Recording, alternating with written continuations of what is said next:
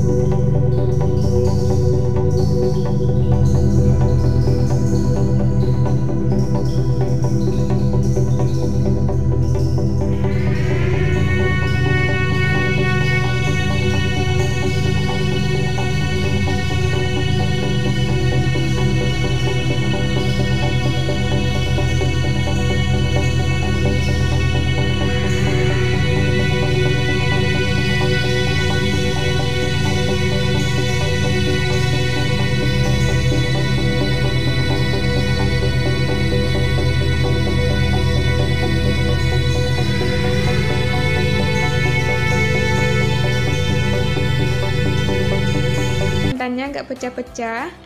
Dan jika teman-teman ingin kuahnya banyak, bisa tambahkan lagi santan dan juga airnya ya.